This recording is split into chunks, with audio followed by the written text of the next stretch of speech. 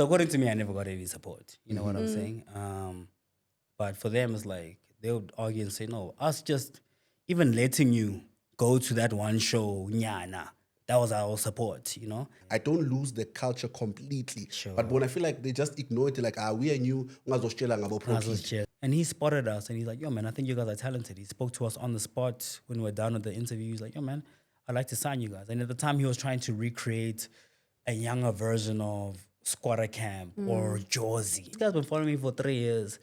Let me reach out to Tyler, the creator, and see what he says. The worst thing you could say to me is no. Is no. And people like me for different things. Some people follow me because they like my rapping. Some people follow me because they like Buntle. Yeah. Some people follow me because they like the dress sense or whatever, you know. Yeah. But in me mentioning all of that is like I have a lot of followers who are young females. Oh, really? My daughter sees me rapping and like now she be rapping. Also, now the nickname that I've also given her, Kikandora, she just comes out with music. And I think winning the summer for sure, definitely. Yeah. I think it was just testament to the fact that like I'm not crazy. You know what I'm saying? Like I wasn't crazy to believe in myself all these years.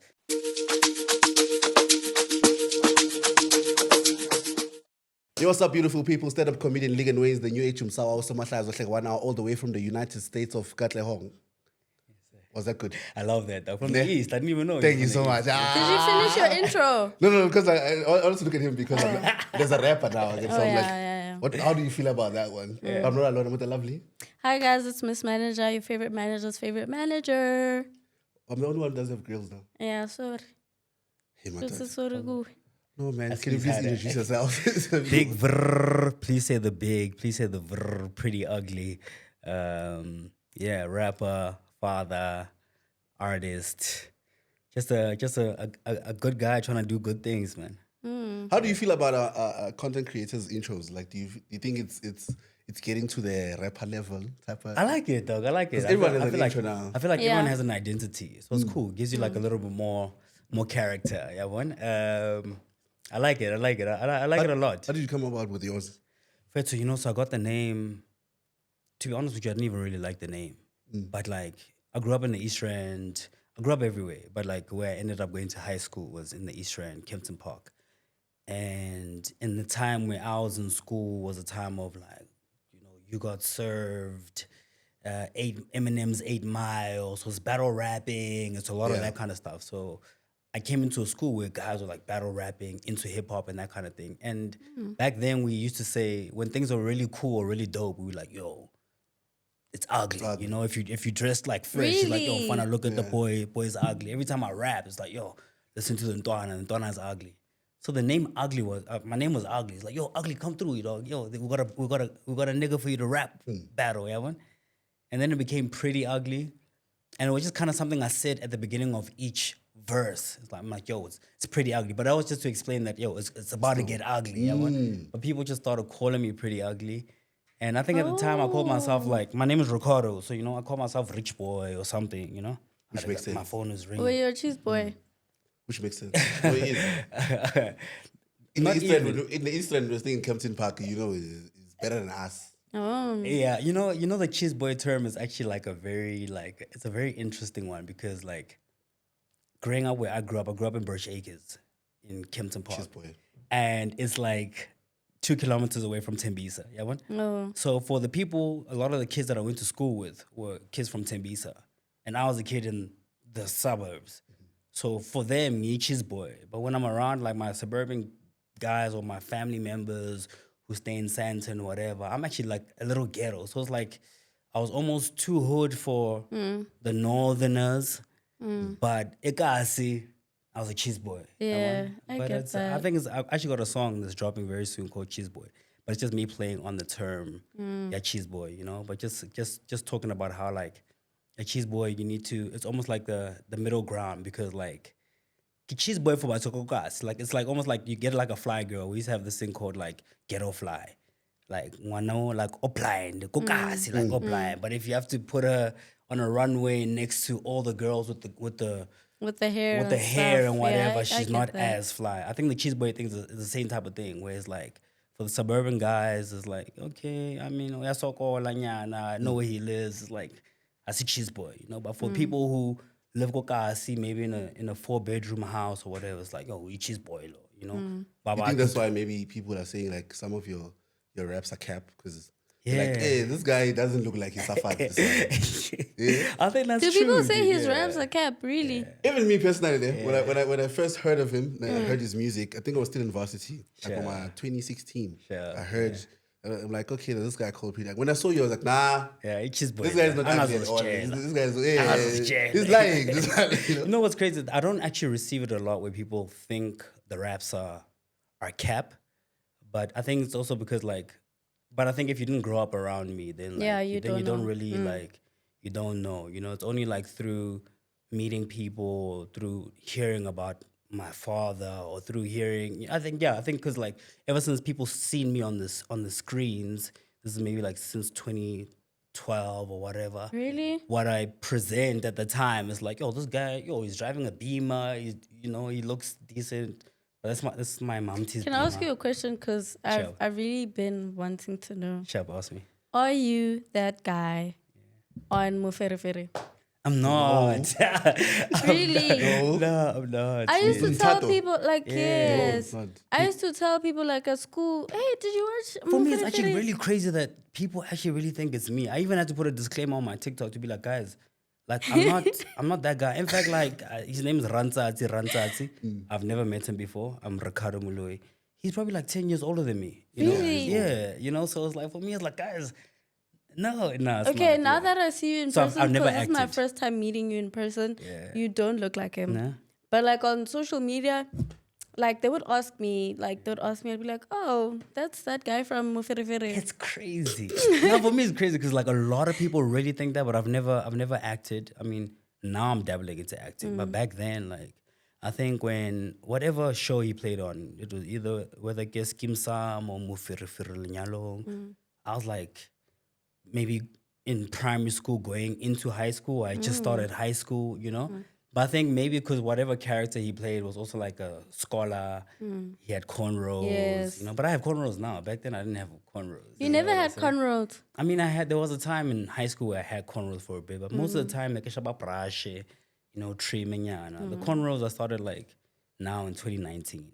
Okay. Yeah. So let's take it back, man. I wanna know how you started rapping. Is it true? Yeah. Is it true that your father introduced you to rap? Facts. Really? Yeah.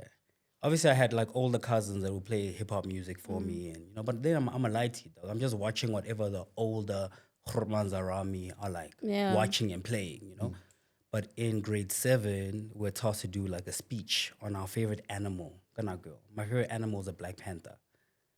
And so I go to my time, I'm like, Ishtama, at the time we don't have a computer at home. I didn't have internet, but my dad, worked for the National Intelligence Agency.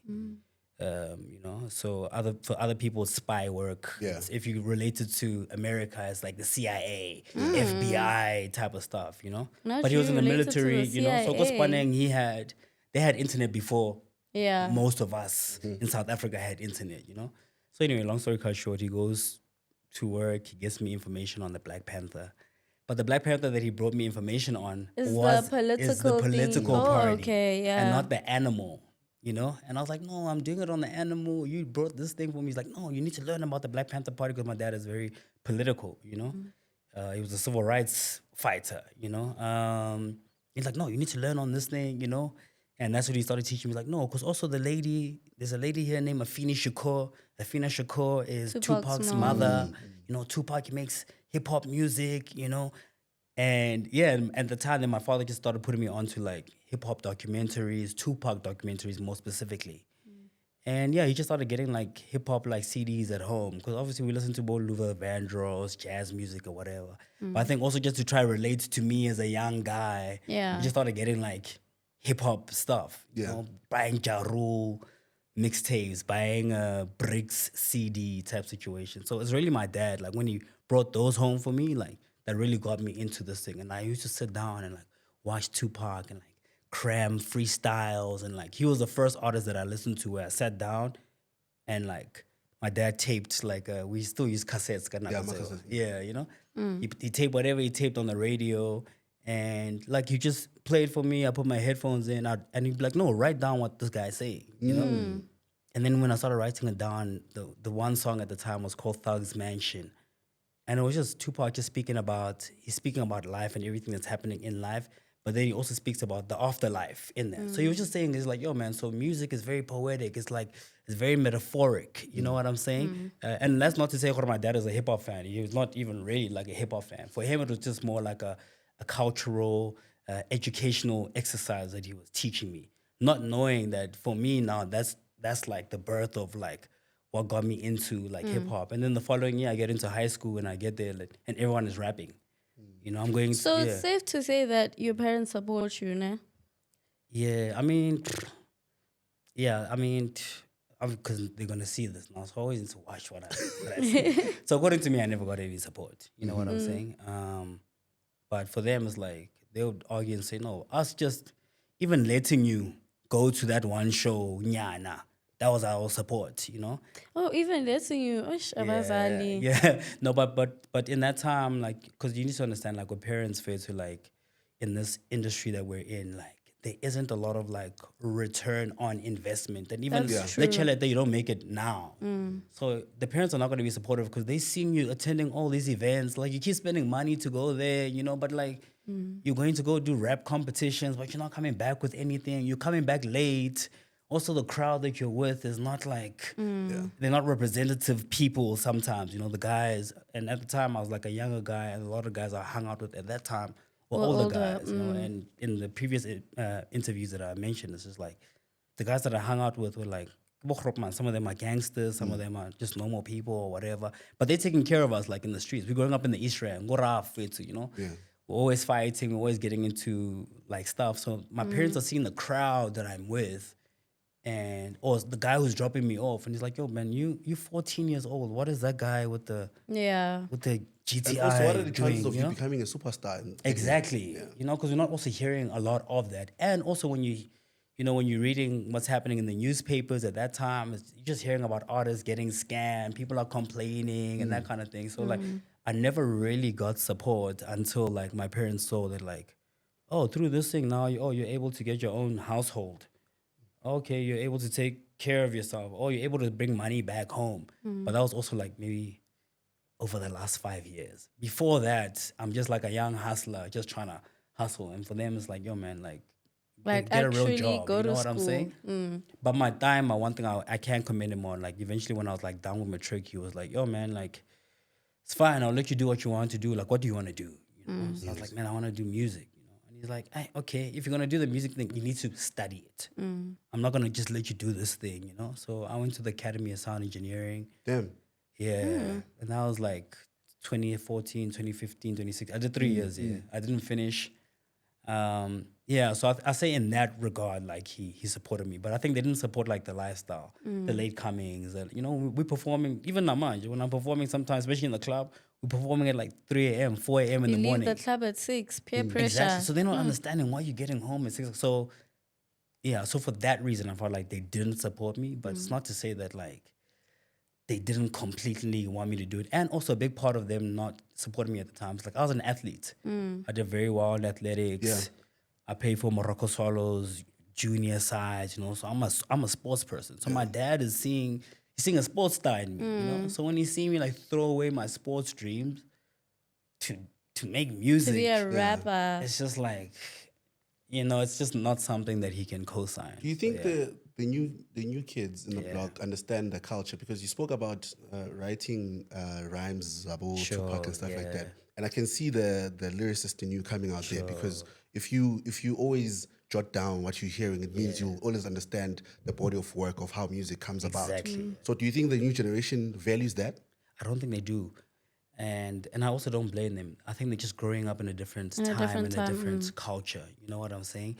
It's like I said, when I was in school, like what's popping is urban music culture. So I'm getting home and you're able to watch Channel O or DSTV or Mnet, whatever, and you're seeing You Got Served. You're seeing Abu Chris Brown. You're seeing these music videos, You're seeing rap battles. I have older friends who have older brothers who have internet at that time, and they're able to like show us freestyle battles that are not making it on TV. So I have that in my upbringing. A lot of the new kids, that's not that's not the culture for them now. Yeah. It's not back in the day. If you could walk down the street and find niggas dancing in the street corners, like battling, crumping, or whatever, or rapping. Now that's not what's happening. You know I what think I'm that's saying? why now they don't even freestyle. Yeah, they don't. It's just they don't come from there. They generally don't. You know. But it doesn't make sense now. That means now you're losing the culture itself. No, we are. We definitely are losing the culture. But I think as much as I'd also like to blame the young guys, because I feel like they can do their research and they can educate themselves. It's also the people who are prominent also are not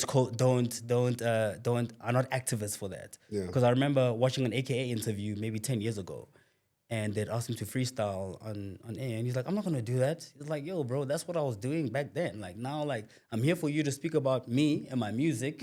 If you want me to rap, go get my album, you know. But now we started seeing OGs who are saying, no, I'm not gonna rap. It's you the know? kids. So the kids are also watching them thinking like, oh, that guy's not rapping. This guy's not rapping. I've watched so many rap interviews. These guys are not doing rap freestyle. So me and mind, like, why should I need to? And like I said, they don't come from that school. But I do feel like we are losing the culture a little bit. But I also think the culture is completely different now. Like I said, like we had all of that back then. Now the kids have like social media. So you get to watch what you want to watch, Konamanja, and you're on your TikTok. And your TikTok is not showing you dance. But what's culture now is dancing. It's amapiano. Yeah. It's so it's only those who are like really fans of this thing that will study it. And there are a lot of young guys who still get there and freestyle. Our King Kid Bakona, Reese comes from that. You know what I'm saying? And there's still people who do it. Like Nasty C is one of the most commercial artists we have, and he has probably more freestyles online than most of us, you know? Yeah.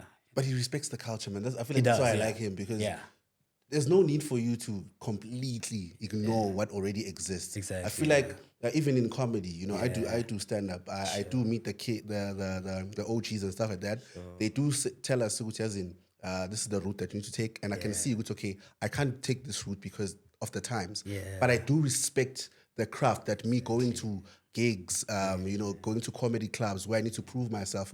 I do have this gift. I don't lose the culture completely. But when I feel like they just ignore it, like, we are new. No, it's the truth. You're right, bro. You're absolutely right. And I feel like also another thing is that like we've lost artist development, just generally. Like I got my first record deal and I was 14 years old. After recording my first song, you know, we were just lucky at that time, you know. One of the girls that we knew back then was Vusiwa. Vusiwa is her father is Hashile Mhlope. She was part of a group called Amaponi. And she just kind of liked us. You know, I was in a little boys group. It was myself, Frank Casino, and I say others. And the reason why I say others is because they don't make music anymore. You know, I think me and Frank are the only ones who are still like active. Yeah. And she spotted us as like young kids. She kind of liked us. She's like, yo, man, I'm on your TV. You know, we're doing Big Breakfast. Would you guys like to come and perform? We're like, oh, yeah. We have 2 songs at that time. We get onto Big Breakfast. We do whatever song we do. And there was a guy named Vusilu. Vusilu at the time, he discovered Mandoza, Toya De Lazy. He managed Double HP. Like a plethora of artists. And he spotted us. And he's like, yo, man, I think you guys are talented. He spoke to us on the spot when we were down at the interview. He's like, yo, man, I'd like to sign you guys. And at the time, he was trying to recreate a younger version of Squatter Camp or Josie. And he signed us into a 5-year deal. At the time, we were under EMI. EMI is disbanded now. I think it ended up being absorbed by Universal or whatever. And we did artist development. So we're doing radio interviews. Even when we're not doing radio interviews, like we're there accompanying our Mr. Salvin. And we're just the kids who are like, they're like, just scoping out just the go chill scene. there, listen to this guy. You know, so it's like, so it's part of media training. They're putting us in studio, Nabokuli Chan and Nabo Pro Kid. Even if we're not recording, we're just there, the flyers on the wall, and we're seeing what these people are discussing, and it's part of development. Yeah. I'm going to Tibo Touch interviews then, and Tibo Touch is making me rap for like an hour.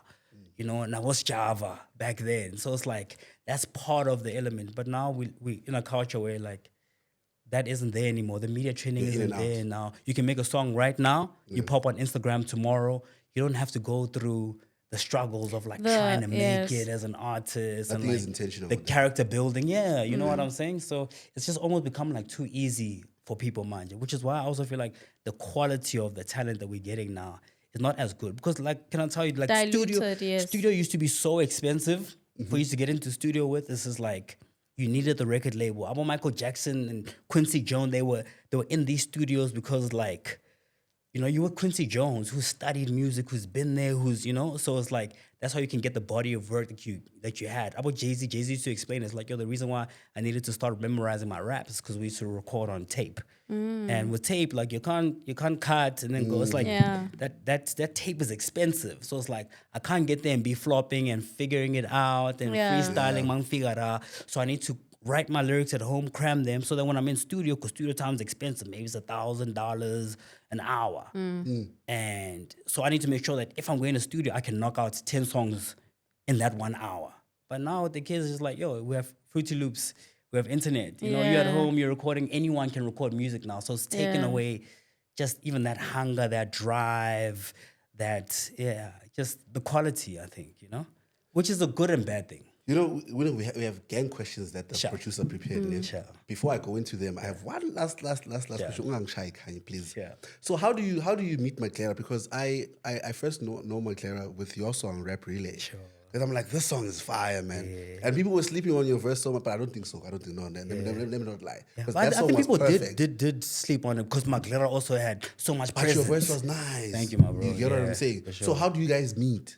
Man, I've known Maclara for years, actually. Really? Yeah. Are you guys And I the think same people- age? Yeah, I think we're a year apart. I'm a year older than Maclara. But I started hearing about Maclara back in 2012.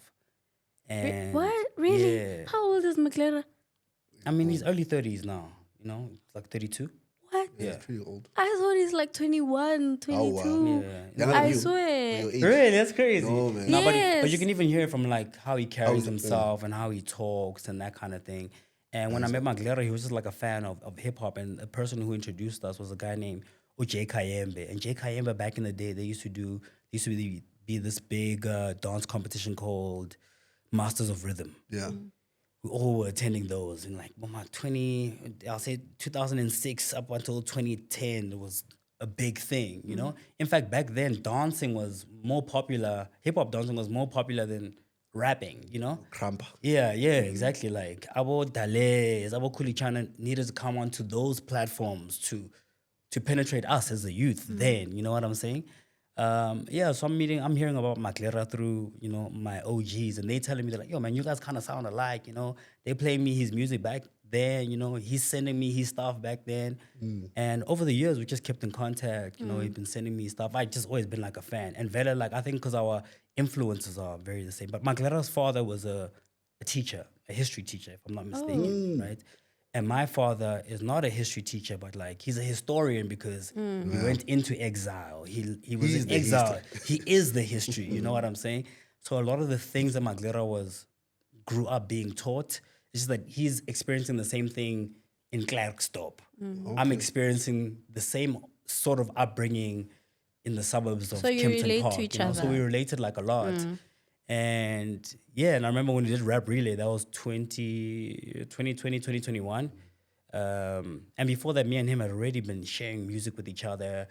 We've been engaging like for a lot, but like I was one of the guys who was like such a fan of him that like, yo, dog, I feel like people need to hear you, bro. You know, so I remember even when I played the song for my label and I wanted my glitter on the song, they didn't really understand it because at the time, not a lot of people knew who he was. If you're in the culture, you knew. But like, they were like, well, who's this? You know, like, I knew him too, dog, you man. know? Yeah. And I think he took that opportunity and ran with it. He hopped on almost every single person's song. And he's like, yo, I'm not from Josie. So I need to make sure like in that weekend taxi trip that I'm able to get to Josie, that I'm knocking out as many features as I can. I'm hopping on every single songs and I need to kill all these Joburg boys so that I'm known, you know? And then he goes back to Klerksdorp and he chills for a couple of weeks or whatever until he's able to hustle money to get back in. And I was one of the homies that he just kept in contact with, like, from then, you know? So I'm super proud of him, man. Super dope guy. So now you come and you announce Dust as your farewell album. Now take us through the emotions when you're coming to that journey. Be like, this is my final album. I think what people don't understand is, like, putting music together and albums together is actually very expensive. Yeah. If you want quality music. Mm. And if I want quality producers who have plaques and who have had hits before, let's do like the rough math on it. You want a beat from Zuchi Coke Dope or Her Cut the Lights or whoever is popping, 15,000 Rand just for the beat. And then you got to do mixing and mastering. Let's say that's another 3,000 Rand. This is one song, by the way, ne?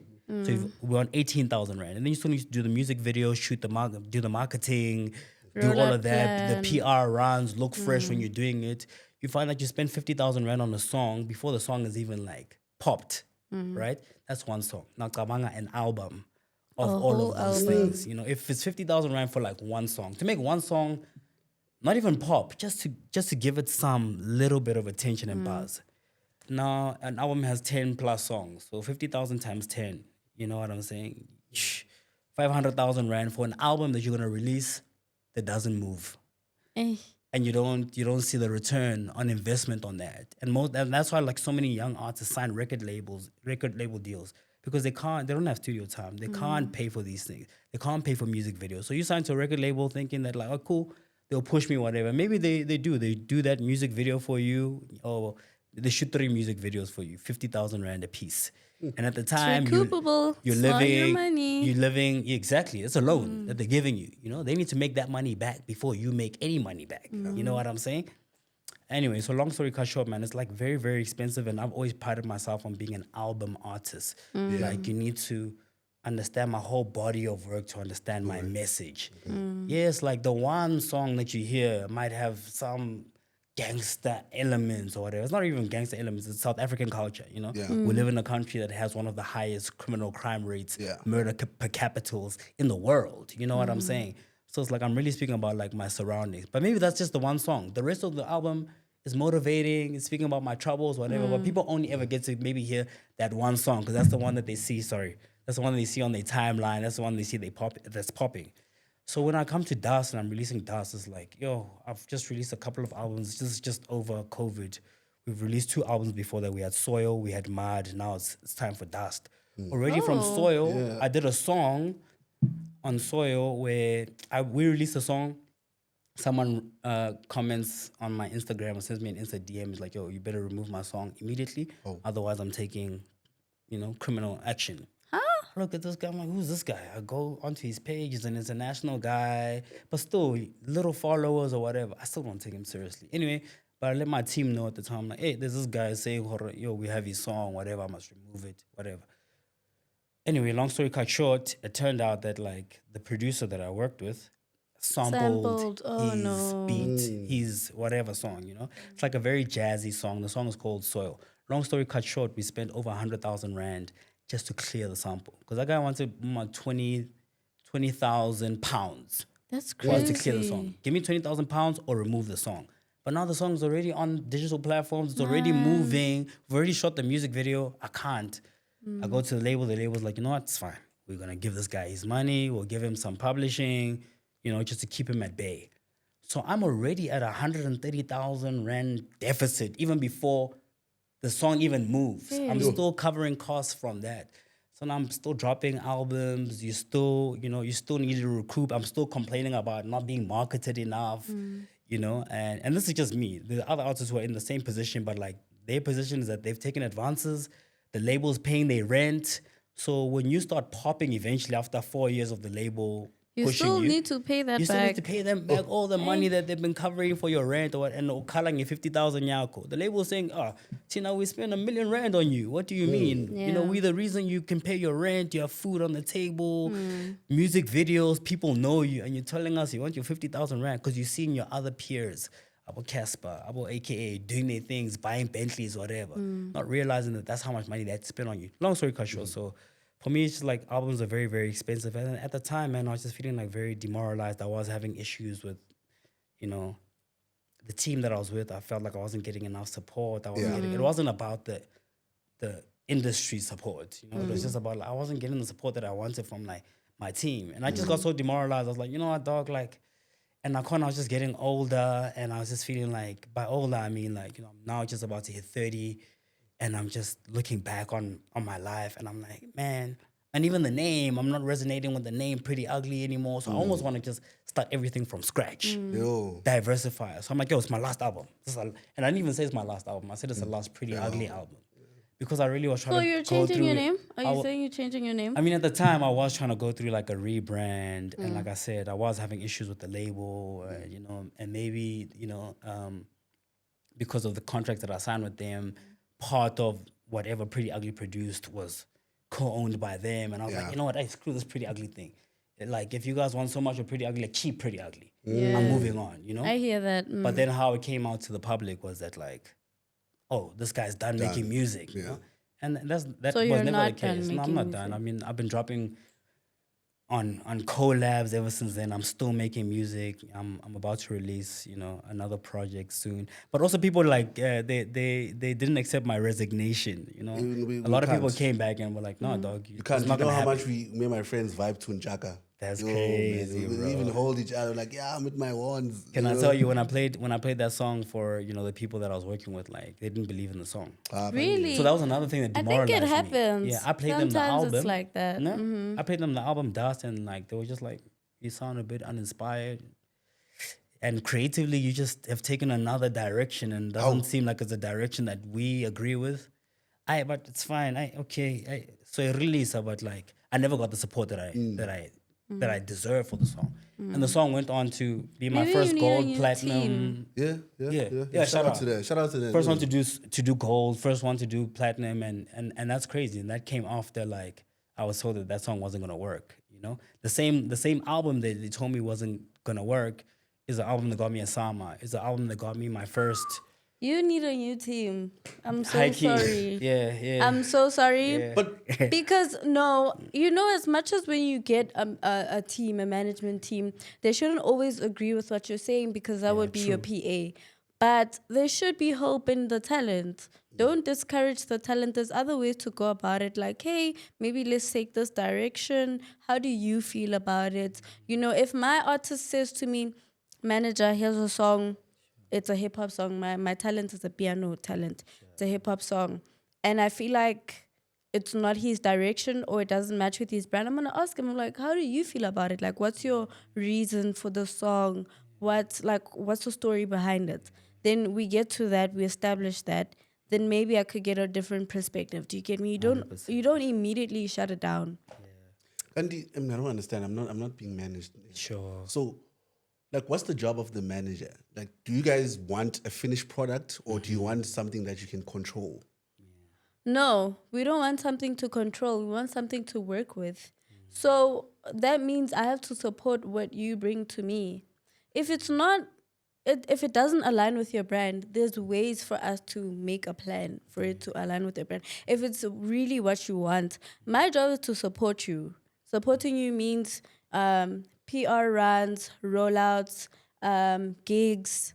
Do you get me? Like, that is my job, to support the brand. So you have to come to me with the work that you have, and I must work with what you have.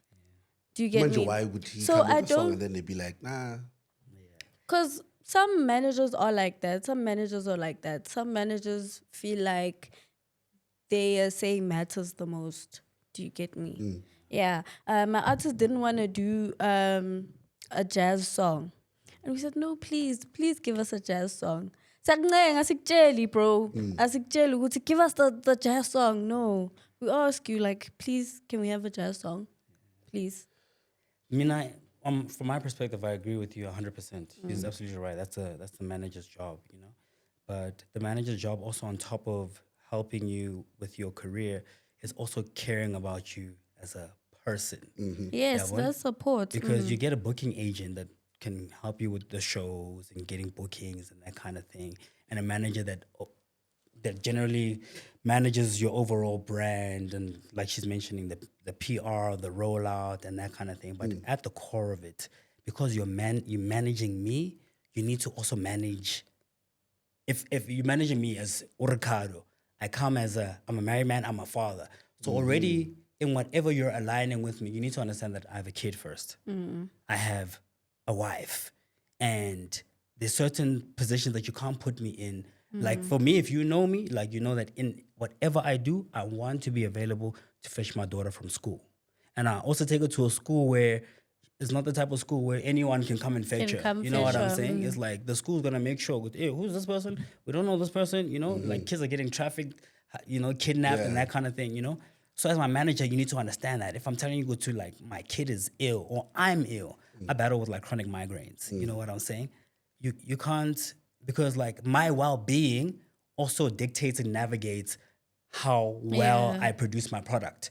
So if mentally and emotionally I'm not fine, you're not going to get the best product out of me. And if you're creating a hostile environment for me to work under, it's only going to get worse. Whereas like every time I'm there, you already know what I'm dealing with in my personal life. But when I'm coming to you, like I need to audition my music for you, you're making me second guess my ideas. It's like, yo, but when you signed me, like you wanted me as an artist. Now you're interfering in my creative process. In my creative process, you know? I don't have creative control anymore. Now I'm like executing the ideas that you want me to execute. And even when I go and execute them, you're not pushing them and promoting them like that. And it's like, yo, but I'm doing what you told me to do, but you're not giving me the support. Okay, it's fine. I mean, I'm gonna do it my own way. I feel like this song is gonna work. I'm asking you guys for your support. And then that's where a lot of the conflict happens with a lot of artists and their teams and the record labels. Because also you need to understand from the record label's perspective, they're coming through to say that, hey man, we're investing in this thing. And it's our money that we're putting into what you're doing. So if we don't really like what you're doing, it's very hard for us to put money back into it. Because if it fails, then you're gonna be crying to us and like this thing didn't work. But like us, it's the recon is here. We're keeping all the statements of how much money we spent on you. So we need to make sure that whatever you're gonna put out needs to work. But that's, I think, where the relationship is very important. It can't just be business. Like, yo, I'm your manager and it's only business. No, you need to know me as a person. You need to know what my dreams are, what my goals are. Like, okay, this is Priddy's 5-year plan. Based on his 5-year plan, this is what I think we should do. This is how, you know? And I think that's where a lot of artists and management and record labels just generally clash. And artists end up going to like whoever is willing to give them the most amount of money. Yes. You know what I'm saying? And sometimes it's not really about that. It's really about like, the advice that I can give artists now. It's like, don't go to a record label that's saying like, okay, cool, you want R1 million, okay, sharp, we'll give you R1 million. That's a loan, you need to pay it back. Go to the record label that says, okay, what is your 5-year plan? Yeah, what's your plan? What are you trying to achieve in the next 10 years? Yes. And let's help you execute that. This plan is going to require us to release X amount of albums along the way, but also diversify. We're going to need the show. We're going to need the touring support. We're going to need this. Or you also want to be on TV. You also want to act one day. So they need to align everything that you're doing to align with that vision. But others just get there. They take the biggest check, you know, or whatever. And if I'm honest with you, most artists are not getting checks. Most artists are not getting advances. It's only artists who are now, like me, for instance, if I get to come there, not just me, I won't need me, Reese, Nasty, whoever's doing numbers, you know? Because now you have paper trail. You can come to the record label and be like, oh, I received 10 million streams without you guys. Without you guys. And you have leverage now. Now because of the leverage that I'm bringing. So I want you to know that already without you, I'm already getting 10 million streams. So what are you gonna do to further propel my 10 million streams? So it's like, if I release under you guys, I can't be getting 10 million streams or less because I was already getting that without you. You almost need to guarantee that there's gonna be, there's gonna be growth at least, you know? And that's, I think, what we're finding issues with in the industry, where artists are not aligning, and artists just don't understand their deal. They don't understand the role of the manager. They don't understand what publishing is. They don't understand their masters. They don't understand the industry, which is part of what I was speaking about when I say like there's no more artist development. Artists don't know, because they're just getting into studio, and that's why you see like a lot of piano acts even that are gonna get snaked because you just produced a hit in your room. You went on your live. That it blew up on live, but it blew up before you registered the song, before you figured out, okay, guys, C7 on this song. How are we distributing this thing? The song becomes a hit, and then Yabona, then the person who says like, but the song is on my laptop, now he owns the master, or the one who got the chicken licking and now is saying, good, I own it. But it's because you guys never actually sat down and spoke about it. But it's also very hard because I've been in those studio sessions where it's hard for artists while we're doing the vibes. We're vibing, we're making music, and now we're also figuring out, okay, so how are we splitting it? You're killing the vibe, which is why your team is important. Your team needs to come in, or your management or your representative needs to come in and say, okay, Bafetu, Koningoma, this is the song, this is how we feel like this song needs to be structured, there needs to be paperwork. Because this word of mouth thing, and I think that's one thing that Verbal Abilungu have over agreements. us, you know? They have paperwork. See, now we just work on like verbal agreements. Yeah. So, deluxe, man. Sure. Like, in the 5-year, 10-year plan that you have, Yeah. what's the emotion there? What's the creativity there? What do fans need to expect into the deluxe? Man, like for me, like I've always just been about like giving people really dope music, quality in music. Like if I'm saying that I can spend 50,000 rand on a song, then you need to understand like what really goes into like the product. I'm also not the type of person who's gonna give you, I mean, I can give you a verse now in like 30 minutes, but it's probably not gonna be, it's not gonna be a verse that I'm proud of. I'm the type of person who's like, I'll record with you, Akaya, but I also want the stems for when I'll record with you in the studio, but I want the stems so when I go home, I can still listen to the song, constructively listen to it, figure out where I can improve on it. I want to change this verse. I want to do this, you know, really sit down and like, and engulf myself into the music. That's what I do with all my projects, you know? Yeah. And I'm also an open book. I play for people who are non-music people also. Like, yo, what do you think about this? Pay for my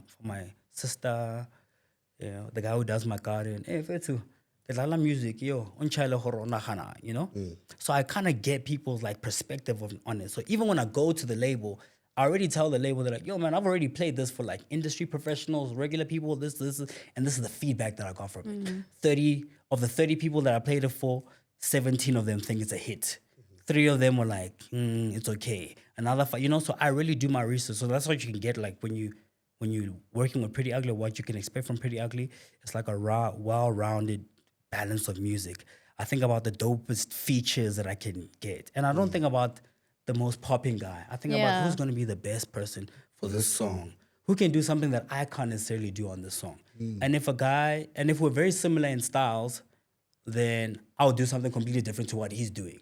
So he will be the person who brings the energy, and then maybe I'll be the person who brings the lyricism or the substance, or vice versa, you know. But I'm not gonna have you bring energy and now I'm competing with your energy. And I also want to bring energy.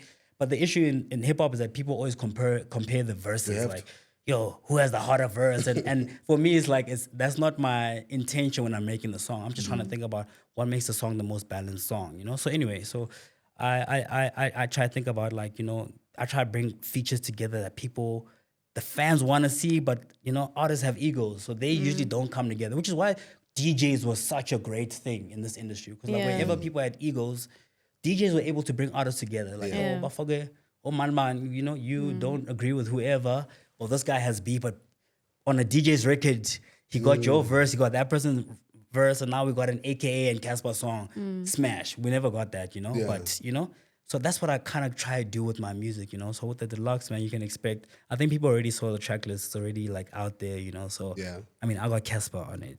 I don't think people ever thought of Priddy Ugly You and Casper, you know what I'm saying? I reached out to guys like Nasty C. It's myself and Foka, you know? I mean, Foka now he's a hip hop, I think he's shown his versatility, but like, at the time when I reached out to him, He started out as he started off as a rapper. I met him as a rapper, you know? And yeah, so I'm bringing together those kind of collaborations. I'm trying to think about like, I have an international market also, international audience, you know? I have international artists that are following me. So I'm reaching out to people like that, like, yo man, this guy's been following me for 3 years. Let me reach out to Tyler, the Creator, and see what he says. The worst thing you could say to me is no. Is no, yes. You know, or not respond at all. So it's like, that's another thing. Like, I put my pride aside completely.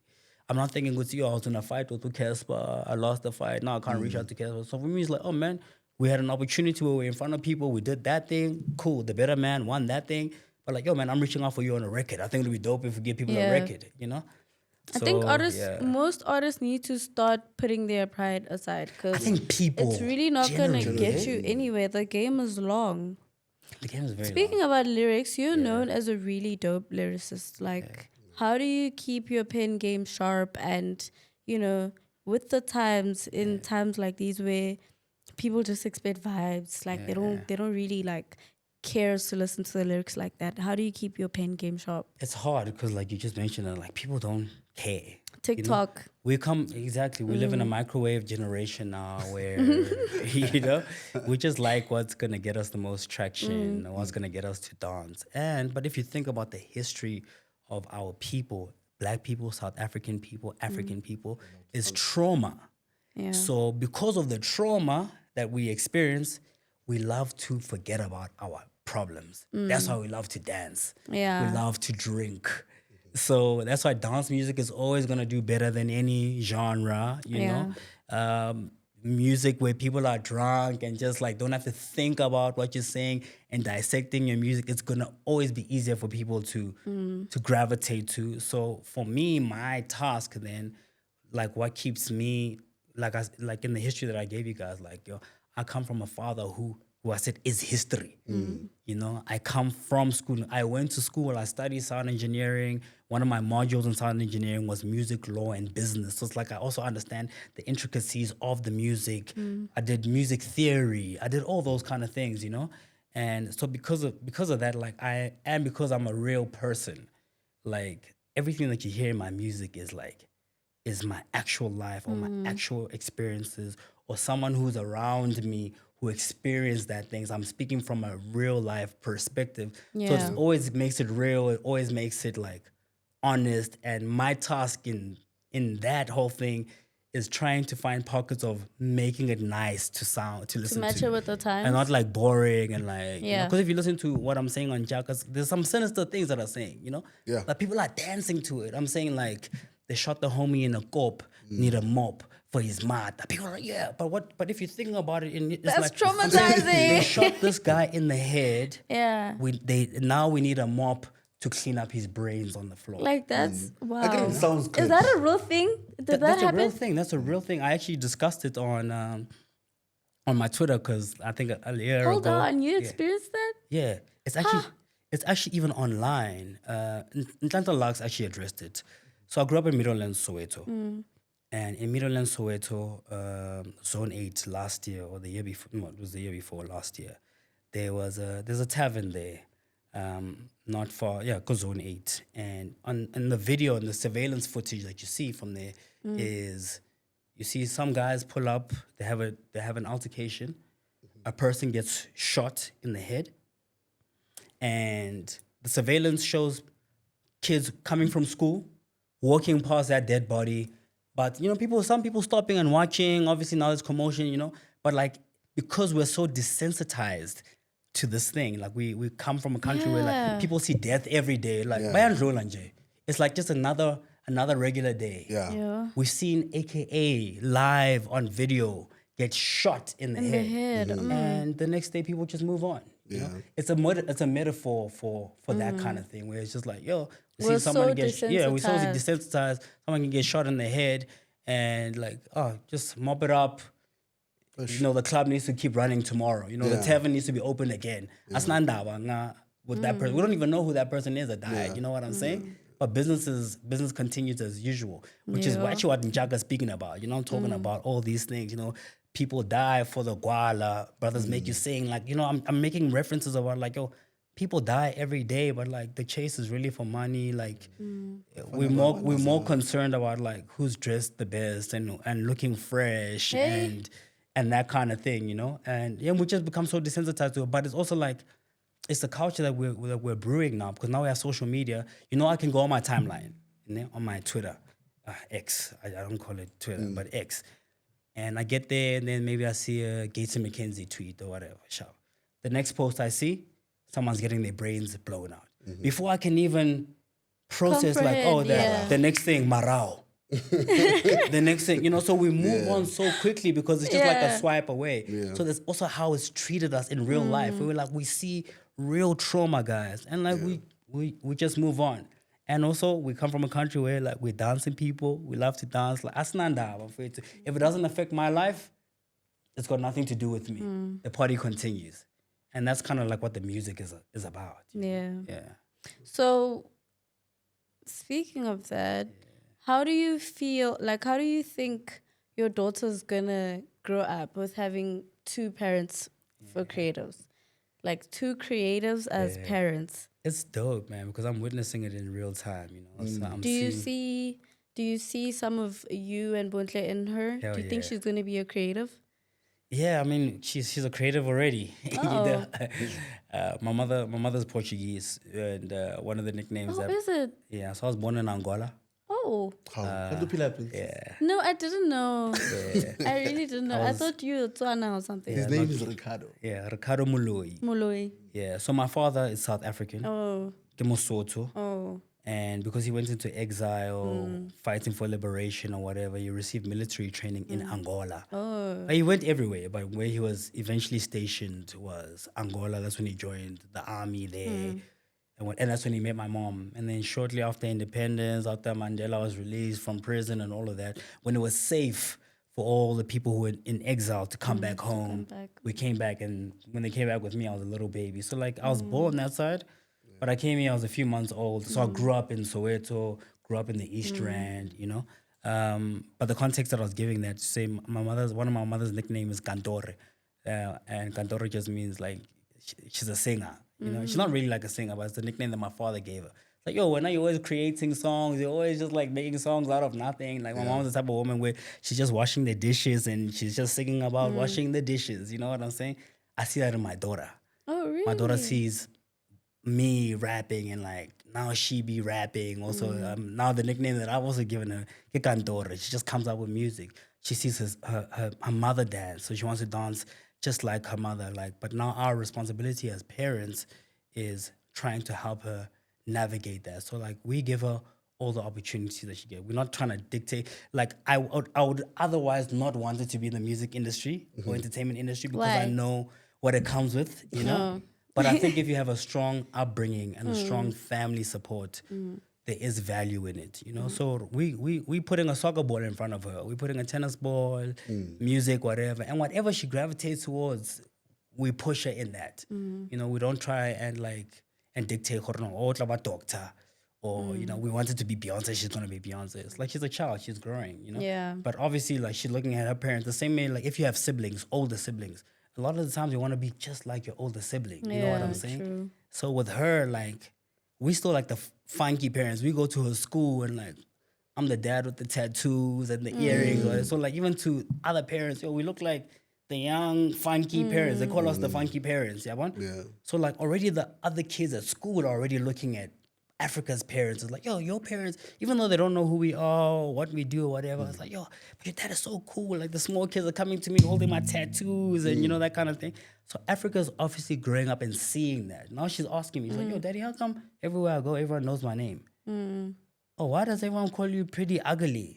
What's, you know what I'm saying? So she's 5 years old, so she's becoming inquisitive about that. So it's only natural that she's gonna want to follow in our footsteps. But it's our responsibility to try and just like, you know, develop her as much as we can. But develop her like sense of morale, her moral compass to know what to, you know, like a lot of the issues that we have in society generally is because like a lot of people and women and men are growing up with our parents or with our fathers. And sometimes you can see someone who doesn't have a strong father figure in their life. Because, you know, and I don't want that for my daughter. Like, she needs to know that, like, yo, my father gave me everything I could have possibly wanted. You know what I'm saying? So it's like, there's no man that can come and dangle a 50,000 for me to shake my bum that's gonna like entice me. Hey, can you just imagine her on TikTok shaking bums on live?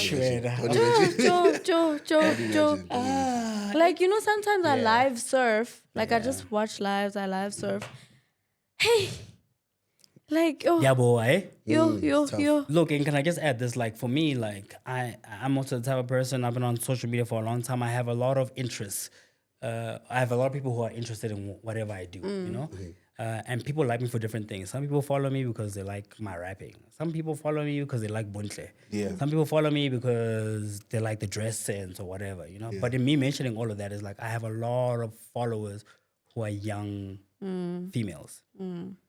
And the stuff they send me and the type of stuff I'm exposed to. Guys, stop that is thing. ridiculous. And it's never people who are my age group who It's always the young do that. ones. It's always the young ones. You know, people my age group my almost God. know good, you know, respectful. But the young ones are the ones who try and it's just like, you know, and you think it's an older person or whatever. It's like, okay, no, and I'm not gonna give you my number, but I will follow each other on Instagram. It's cool, whatever. I follow back almost everybody. But when you see their page the next day or whatever, their school uniform, it's like, guys, what are we doing? You know, so it's like, guys, please be careful. And also, anyway, watch your that's kids, another guys, chat. on But TikTok, yeah, so DMs. you win an award, Sure. Summers.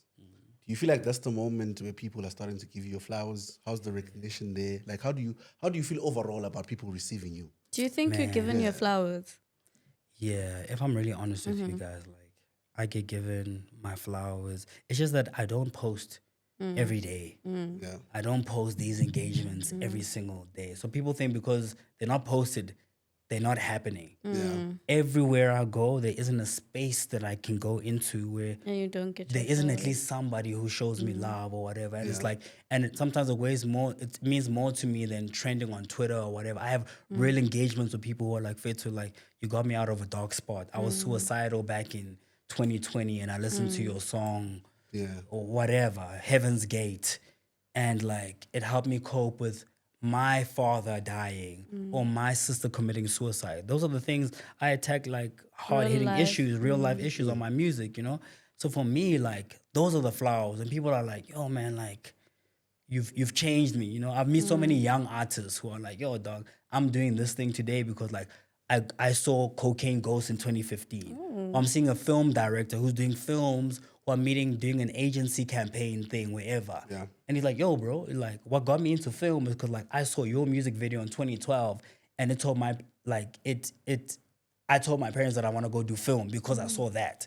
And here I am today shooting a campaign for a big brand, you know? So for me, those are the flowers. And I think winning the summer for sure, definitely. Yeah. I think it was just testament to the fact that like I'm not crazy. You know what I'm saying? Like I wasn't crazy to believe in myself all these years. I wasn't crazy to believe in my album Dust and to tell the people that I'm working with, they're like, yo, this is the one, and to stand behind it or whatever. Because like if I was just like, okay, cool, you know, you guys can have it your way, and okay, whatever. You wouldn't have. I wouldn't have got that. I wouldn't have had Njak. I wouldn't have had Dust that has gotten me this critical acclaim. And also what's dope about the summers that people don't really realize. I don't think it holds the same weight it used to hold back in the day, you know, to like the general public. But I've been like in different like campaigns with, you know, and if you think about it, dog, people behind the campaigns, come on, you know what I'm saying? So a lot of the time they don't know piano, they don't know the hip hop culture, they don't know. People. But then when they hear, they're like, oh, he's a Sama award winner. He's like, he's a Sama award, because like they still respect Samas and the Luri and those kind of things, you know, because they're really about the art, you know. So when they hear that, yo, this guy's a Sama winner, you already see the respect level is like they treat you with a certain higher level of respect. Yeah. But I also think like the award for me, like it was just like a really dope thing for my fans. It also let them know, good, see, like, you guys weren't crazy for supporting me. Because a lot of my fans have gotten into fights with people online, like in their schools or wherever, defending me. When they're like, you know, I think Priddy Ugly is my favorite rapper. And then someone is like, ay, ngazusitshela Priddy Ugly, kanjani, you know? And the thing that people usually bring up is like, no, but like, he doesn't have plaques. Like, he doesn't have awards. And they're just going with what they might have seen on Twitter. Whack, or broke, or whatever, you know what I'm saying? So it's like, now when I have the plaques and I have the millions of streams, we can now remove that superficial element of like, no, he doesn't have plaques. He's like, now we can focus on the actual music. And now people can be like, oh, well, he's got the awards, he's got this, he's got the plaques. But now, have you heard the music? Did you hear what he said on track 13? Not the one that you guys know about or whatever. And on track 14, and when he addresses his mother and addresses suicide and addresses this thing, you know? So for me, man, it's just been like a nice pat on the back, you know, like just keep going. I think it's a message from God. Because even on that album, there's certain songs where I'm rapping about like, yo, Lord, please, like, if this is not the path for me, please let me know. And if it is, like, please give me a sign. And I feel like that was my sign to say like, yo, there it is. Yeah. You got your awards, you got your, you know? Yeah. There's a lot there. We haven't covered it. There's a 44 questions. Of questions. And we got so much. There's like 44 questions. I feel like to sum it up, I feel like you really need to write a memoir, man, or something. Yeah, write a book. Write a book. I feel like your stories are a lot, and you could actually give us something in terms of the writing space. I don't know how big it is in South Africa, but it's because Did you know that he used to dance? Like he won an award, right? Yeah, Yeah, I do know that. So imagine him speaking about that journey. You know, Morocco Solos, Morocco you know, Solos, all of that. That memoir would be amazing, man, because like I'm even reading the questions now. I'm like, I didn't know you that. know, and we have an hour Yeah. to cover all of these things. But I feel like There'll be a part 2. We'll come back again. so what are you focusing on right now besides the music part? Like, what can people expect from you? Man, people can expect. I mean, obviously, there's this project that's dropping on the 26th of September. The deluxe, really, really dope, inspiring. Just dope music. I think for hip hop in September, we're getting like a lot of dope music. I think a lot of hip hop has been quiet. There have been projects that have dropped, but I know a lot of people have been in the studio working because we wait for the springtime to drop or whatever. Yeah. Yeah, I mean, so there's gonna be a lot. But there's a documentary dropping very, very soon, dog. Merchandise. I'm stepping into fashion. I'm also a car guy, so you guys can expect me in the car industry as well. But just generally, man, like my focus has just been on like self-empowerment, family empowerment. Now this year, I've just had a baby. Yeah, That's really where my focus has really been. I wanted to say Really family. So congratulations. outside of the music, we have real lives, guys. You know what I'm saying? So it's like Yeah. I also thank my fans for allowing me to just focus on my family. But now, my son is here. We outside. We back outside. We're dropping some more stuff. You can expect to see me every. I'm acting as well now, so you can expect to see Yeah. me in some stuff too. Yeah. Yeah. Okay. Anything to say to our lovely guest? Oh, I just wanted to say congratulations on your son. Like, really, Thank you, he's Mama. so cute. And yeah, man, you're one stranger I'm very proud of. I never knew we would have you on the show, but this week I was thinking about you that damn, this guy really actually works. But it's like, some people really don't get it, especially these new kids. But yeah, keep pushing, You never know. Like, your life could change overnight. Actually, that's the crazy part. Thank you so much, Queen. I also wish you all the best as a manager. Like, you have very strong responsibility. Thank There's a lot of you. artists who need help and development. And you too, Roman, just like the angle that you've used for your comedy, man. It's just like we live in a new world where, I'm glad that you're still interested in the stand-up, but like there's other ways, Yeah. The way you've been playing around with people's names and, that's innovative, man. So I wish you all the best, Bafetsu. No, man, nice meeting you again, man. Yeah, and I feel like we need a part 2. Yeah, we definitely do gonna need a come, part 2. There's so Maybe once many the project things. has dropped, we can discuss. Yeah. Yeah, man. Yeah. We need a part 2 where we just talk about you, man, because it was nice, man. Thank you, bro. Yeah, guys, don't forget to like, comment, and subscribe. This has been Industry Corner. Love you so much.